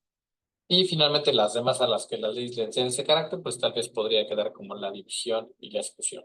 Entonces, estas son las excepciones procesales que se tocarían precisamente en la depuración del procedimiento. Aquí habrá que ver que ¿podemos poner una pausa, de favor, compañera? Ya se durmió. Vamos bien. En cuanto a la depuración, ahí establezco que debe de haber una facultad o hay una facultad del juez para recabar de oficio las pruebas para dilucidarlas. Precisamente porque hay diversos criterios que establecen, por ejemplo, en el caso de la cosa juzgada, que ésta debe examinarse de oficio. Entonces es importante que nosotros eh, tengamos en cuenta que aun y cuando inicialmente el Código Nacional establece que corresponde Ya nada más falta media hora. Ah, su madre. Ya me cansé.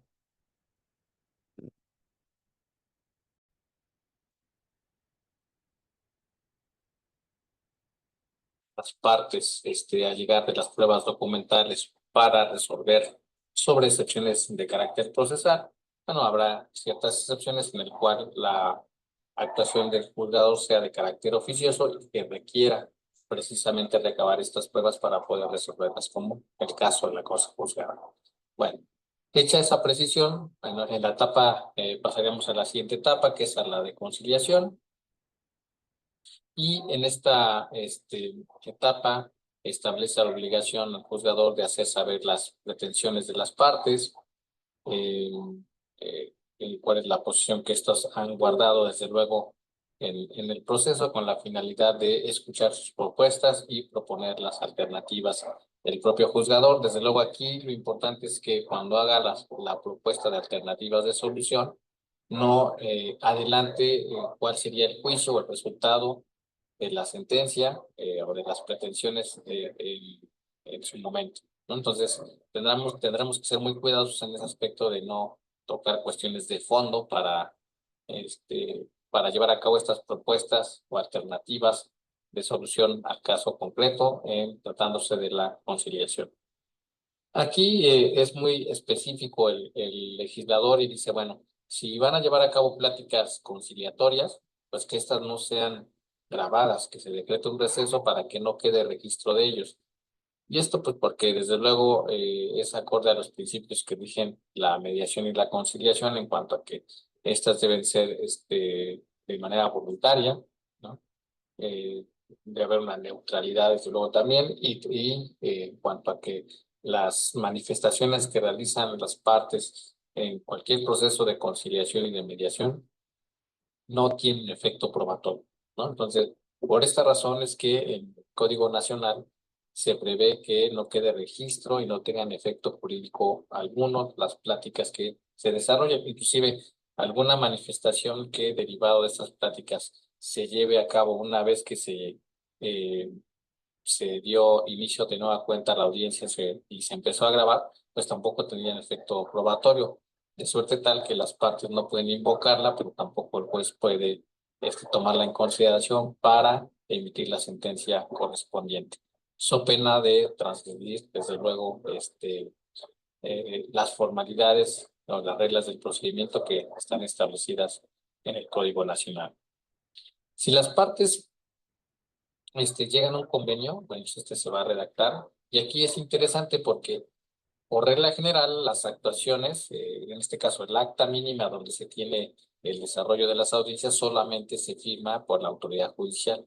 Pero si se llega a un convenio, sí va a ser firmado por todas las partes, ¿no? Por las partes interesadas. Entonces aquí ya va a tener que tener cuidado porque pues van a tener que recabar la firma de los intervinientes. Y además, el Código Nacional establece que el convenio solamente debe ceñirse a lo que es materia de la litis, esto es a las pretensiones que fueron señaladas o reclamadas en juicio, y no puede extenderse a cuestiones diversas. Entonces, aquí limita que la transacción pueda incluir cuestiones que no son materia del juicio.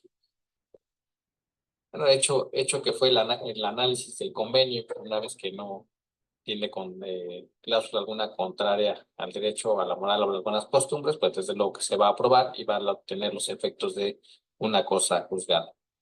En caso de que no se lleve a cabo este convenio, entonces se va a hacer una invitación para que las partes asistan al Centro de Justicia Alternativa o bien a la institución equivalente en las entidades federativas para que, pues si así les conviene, pues lleven a cabo precisamente esas pláticas y lleven a cabo ese convenio que después tendrá que ser puesto en conocimiento de la autoridad judicial con la finalidad de dar por concluida la controversia.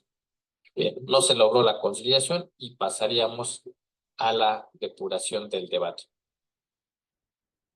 Y en esta depuración del debate, bueno, pues el legislador concentró dos cuestiones muy importantes para el desarrollo de la audiencia. Una que tiene que ver con la fijación de acuerdos sobre hechos no controvertidos y otra que tiene que ver con precisar acuerdos probatorios.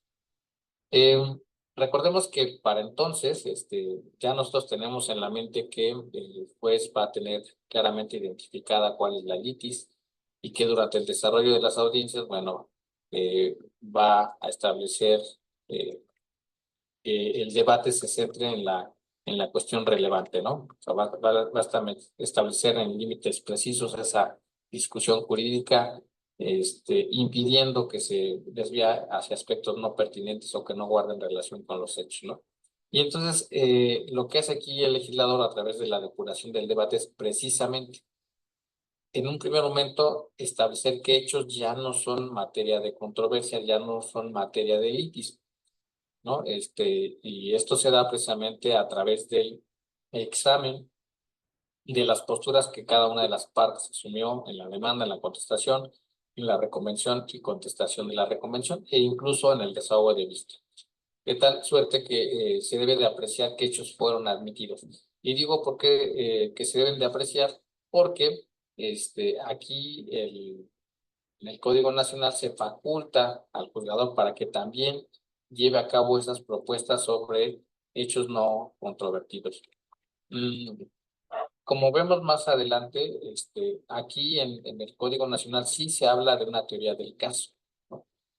De una teoría del caso que nosotros sabemos que tiene que ver precisamente con una base fáctica, con una base jurídica y con una base argumentativa, en relación a cómo se conforma esta teoría del caso. Y en la fijación de acuerdos sobre hechos no controvertidos, bueno, nosotros lo que tenemos que verificar es precisamente cómo se da o cómo se construyó esa teoría del caso de cada una de las partes y después en ese momento pues establecer qué hechos pudieran quedar fuera de debate, porque esto va a tener una una consecuencia en precisar los acuerdos probatorios. Y estos acuerdos probatorios tienen diversas finalidades. La primera, pues va a ser, y la que está directamente relacionada con los acuerdos sobre hechos no controvertidos, es que las partes indiquen qué pruebas ya no son necesarias que se desahoguen en el juicio, ¿no? Entonces, un hecho queda fuera de litis y por lo tanto alguna de las partes estima que ya no es necesario la recepción de algún medio de convicción. Por ejemplo, pues cuando hay la admisión sobre una documental, que ambas partes coinciden en su emisión, en su contenido, y si por ahí se hubiese propuesto alguna prueba pericial, como en algunas ocasiones se hace para el caso de que sea desconocida esa documental, sea impugnada, pues ya no sería necesario. Entonces, en ese supuesto, las partes podrán establecer como hecho no controvertido, pues, la autenticidad del documento, su contenido, y por lo tanto, dejar o establecer como acuerdo probatorio que no se lleve a cabo la prueba pericial, pues que en este caso fue en documentoscopia, pues en ese sentido, ¿no? Pero además también en los acuerdos probatorios tienen otras finalidades. Por ejemplo, eliminar trámites probatorios, a que no es necesario que se decrete por parte del juzgador. Está muy vinculado también, desde luego, con la cooperación procesal, o sea, que las partes deben de apoyar en el desarrollo de medios de convicción de cada una de ellas. Por ejemplo, en la presentación de un testigo que a la contraparte tiene el interés de que sea presentado, pero del cual no tiene conocimiento, por ejemplo, de su domicilio, y se requiera de la cooperación de su contraparte para la presentación de ese testigo, ¿no? Entonces, eso podría ser un ejemplo de cooperación procesal. En algunas otras cuestiones puede ser, y que es muy novedosa, en este caso es la de incorporar una prueba que no fue ofertada por ninguna de las partes, pero que estiman que guarda relación con la materia del debate. Entonces, una parte podrá solicitar que se incorpore como prueba, ¿no?, en acuerdo probatorio, algún medio de convicción que inicialmente no fue ofertado por ninguna de las partes. Entonces, ahí, con vista de la contraparte, si ésta sí la admite, pues podrá llevarse a cabo la incorporación de este medio de convicción. Entonces, ahí sería como una excepción al principio de preclusión del ofrecimiento de las pruebas que deben realizar las partes en la demanda, contestación, reconvención, contestación y desahogo de vista de las contestaciones. Ahí son los momentos oportunos. Pero esta figura de la incorporación de la prueba en duración del debate, pues es una cuestión a la que debemos estar muy atentos y, desde luego, pues debe tener que cumplir con requisitos de admisibilidad esta incorporación de la prueba. No solamente porque la propongan las partes se va a llevar a cabo su admisión, eso ya en otro momento pues va a proveer sobre la admisibilidad de las pruebas, que es en la siguiente fase. Y entonces, en esta depuración del debate, en síntesis, se fijan acuerdos sobre hechos no controvertidos y se precisan acuerdos probatorios para los aspectos ya indicados. Después pasaríamos a la calificación sobre admisibilidad o desechamiento de pruebas. Y aquí es bien interesante porque las partes, o alguna de las partes, puede solicitar un debate sobre la admisión. ¿Y ese debate sobre qué va a versar? Pues puede versar sobre la pertinencia de la prueba, para que ésta sea admitida, pertinencia o idoneidad de la prueba, y la otra sobre el cumplimiento, que en este caso sería el incumplimiento de los requisitos que la ley establece para su admisión. Entonces, este debate sobre admisibilidad no lo va a hacer de oficio el juez, lo tiene que solicitar parte interesada. Después de llevar a cabo este breve debate sobre admisibilidad de las pruebas, entonces el juez sí se pronuncia sobre la admisión o el desechamiento de ellas. En el caso de que sean admitidas, pues va a ordenar la preparación. Y aquí es importante establecer que después de la preparación, digamos que ya el juez se pronunció sobre las pruebas, entonces vienen las peticiones finales que ya habíamos comentado, que son aquellas que van a realizar en el sistema de audiencia las partes, pero que no guardan relación con la prosecución del procedimiento. Entonces, ahí es donde las partes van a solicitar, por ejemplo, que se les expida copia certificada del expediente, de la videograbación, hasta una autorización de personas, pues ahí lo podrán un cambio de domicilio, o de correo para efectos de oír notificaciones.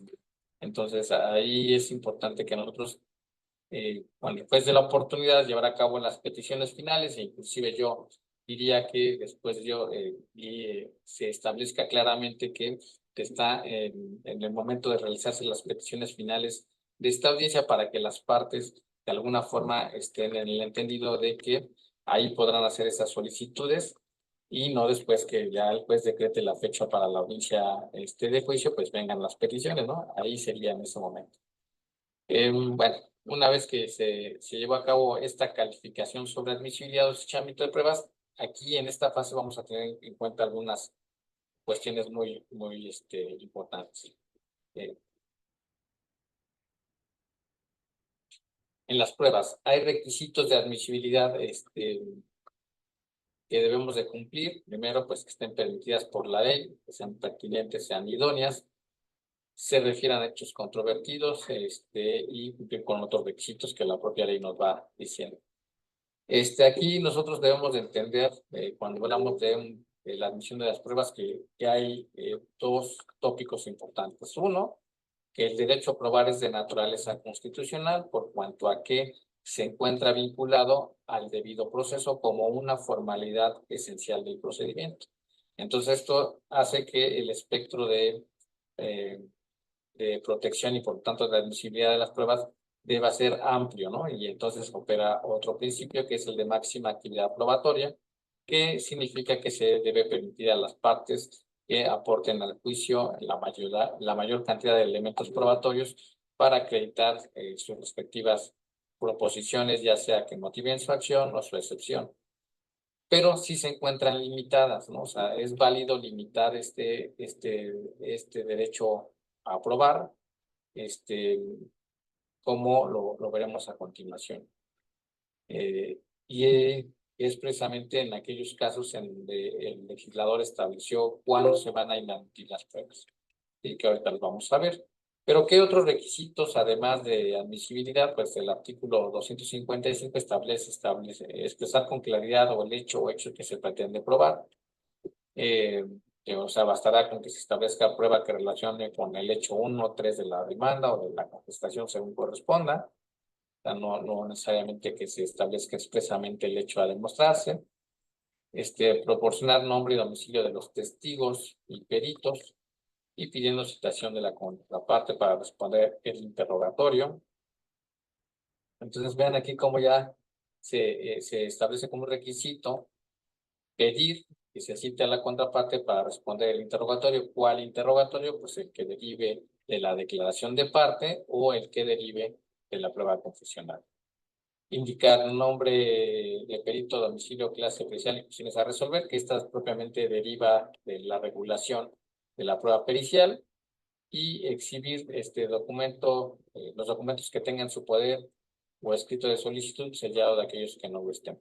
Entonces, aquí nosotros ya sabemos que por regla general, pues todos los documentos deben de aportarse desde la demanda y de la contestación, y habrá algunas salvedades, como cuando se trata de documentos de los cuales no se puede obtener copia, en cuyo caso, bueno, si está ese documento ante una autoridad o archivo público, pues deberá presentarse la solicitud sellada de la misma, para que pues en su momento pueda proveer que la autoridad correspondiente la remita a costa del interesado. Entonces, evidentemente que también estos documentos deberán estar relacionados con los hechos que son materia de la lista. En torno a los testigos, también deben de estar señalados en los escritos que fijan la controversia, a efecto de verificar que son idóneas la recepción de su testimonio para resolver el juicio, y su domicilio, y aquí ya sí es expreso el legislador que en caso de que el oferente se obligue a presentar al testigo, no será necesario que se establezca su domicilio.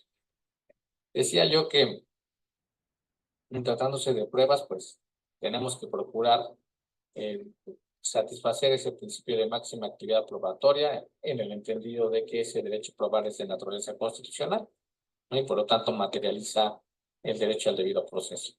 Bueno, entonces, para poder restringir estos aspectos a los que me he hecho referencia, bueno, tendríamos que verificar que la propia ley establece casos de inadmisión.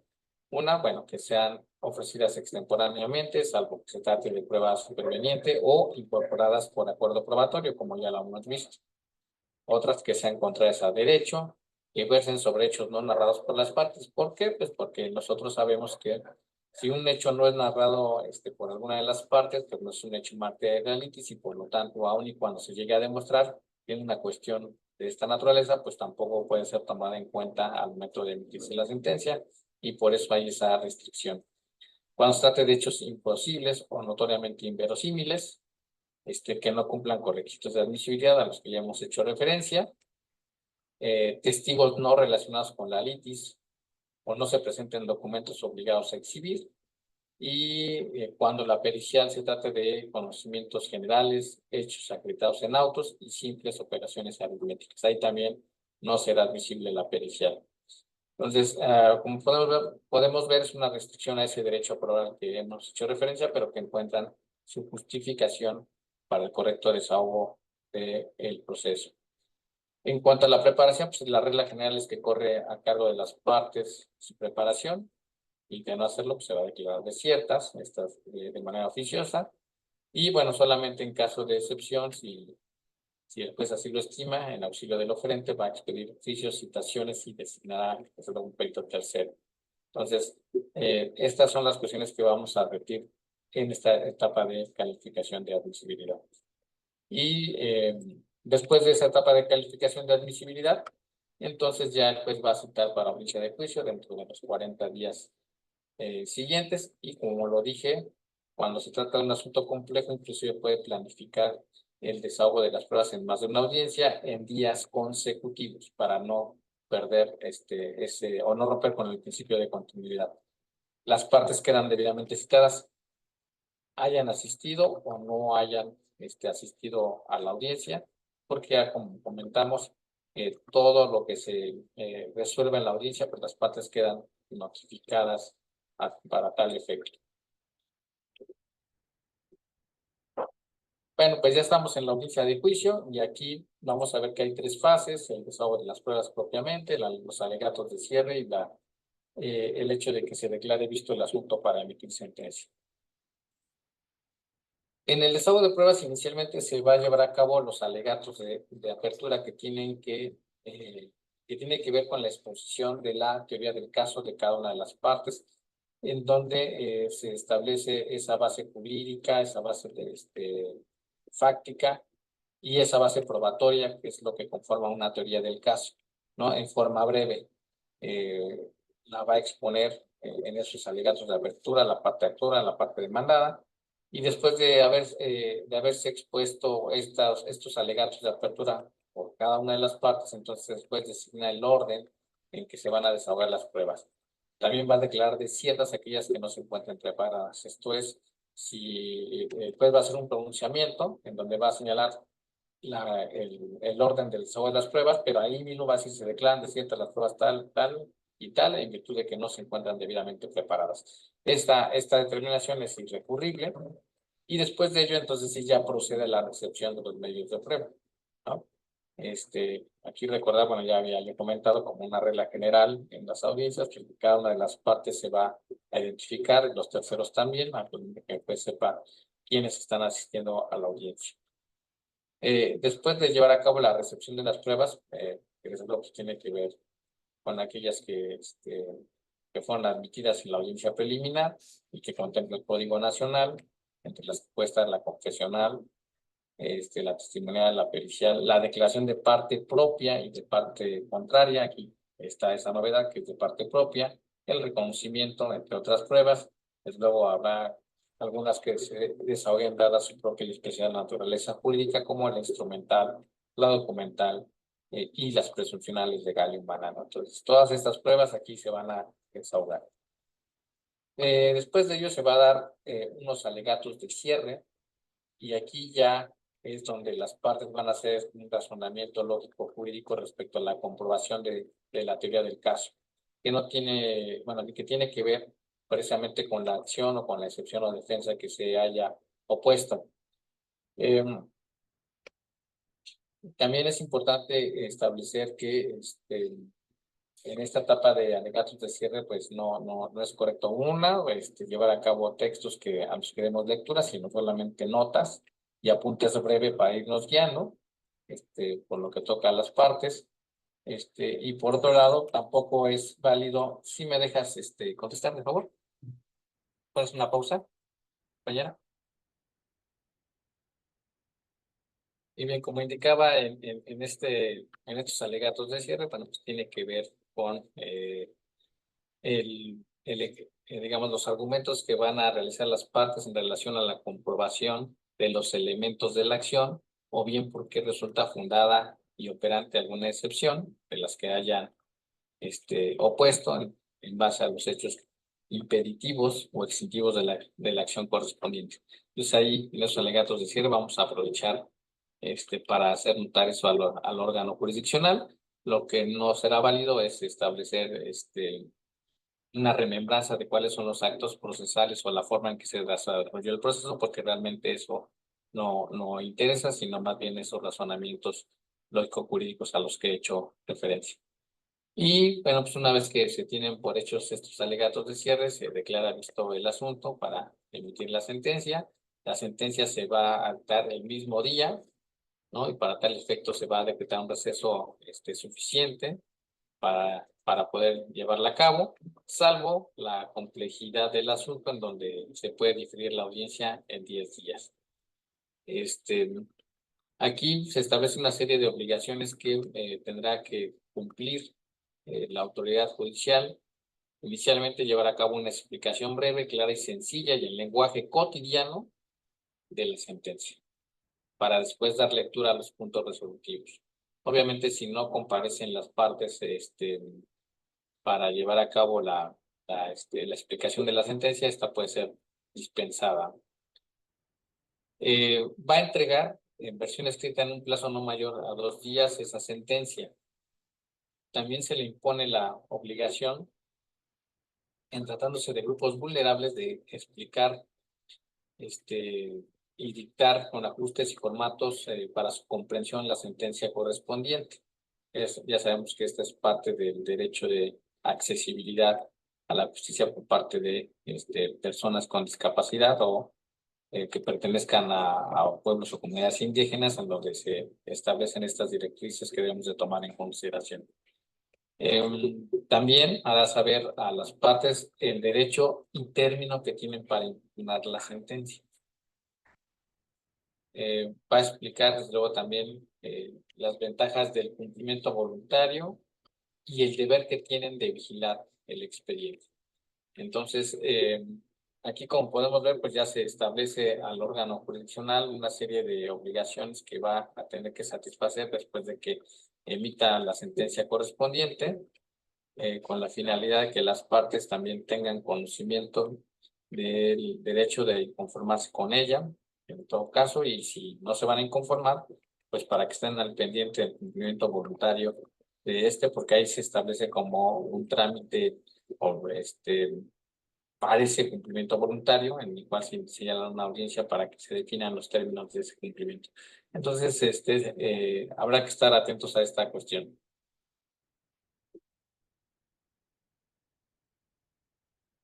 Bien. Entonces, con el dictado de la sentencia y el cumplimiento de estas cuestiones, se da por concluida la audiencia de juicio y digamos que hasta ahí termina el sistema de audiencias, en donde ya dijimos que todas las peticiones son orales y que si las realizamos en forma escrita nos las van a devolver sin necesidad de acuerdo. Y bueno, pues para el diferimiento y suspensión, ya hemos indicado que si una parte carece de personal representante autorizada o bien inclusive si no comparece esta, se difiere por una sola ocasión, excepto si en la audiencia de juicio solamente se van a desahogar pruebas documental, instrumental y presuncional. También se puede diferir por pruebas que no se desahogan por causas no imputables al oferente, siempre y cuando haya hecho las gestiones necesarias que a él le correspondan realizarlas, también por caso fortuito o fuerza mayor, o porque las partes de común acuerdo lo soliciten, sobre todo en esta parte de que las partes lo soliciten es para el efecto de llegar a una conciliación en cumplimiento al artículo 17 de la Constitución. También se puede diferir por la complejidad del asunto para la emisión de la sentencia, que ya vimos que tendrá que ser dentro de 10 días, y cuando se trate de audiencias virtuales, cuando existan problemas tecnológicos y la audiencia se desarrolle virtualmente. Entonces, estos son algunos casos de diferimiento y suspensión de la audiencia. Debe de observar la persona juzgadora al momento de llevar a cabo el sistema de audiencias en el juicio oral civil. Se prevé la figura de la regularización del procedimiento, la cual puede versar sobre omisiones o irregularidades del proceso. Nada más indicar que aquí la Corte ya se pronunció en el sentido de que esto es para dar una debida conducción al juicio y sobre cuestiones menores, de tal suerte que no es para el efecto de revocar determinaciones. Entonces, para eso es la regularización del procedimiento. En cuanto a la aclaración de la sentencia, bueno, si la sentencia contiene omisiones, cláusulas o palabras contradictorias, ambiguas o oscuras, y aquí es importante dos cosas. Bueno, una que se plantea por escrito dentro de 3 días, pero dentro de las importantes es que no va a alterar el plazo del recurso de apelación. Entonces, es importante tener en cuenta que aunque se presente la aclaración y se decida sobre esta, bueno, entonces no se interrumpen los términos para la apelación de la sentencia correspondiente. Y bueno, evidentemente la aclaración no puede variar la sustancia de la resolución. ¿Se puede concentrar la audiencia de juicio a la audiencia preliminar? Sí, si solamente fueron ofertadas pruebas documentales, instrumentales y presuncionales, pues que se desahogan dada su propia y especial naturaleza jurídica, que no admiten preparación.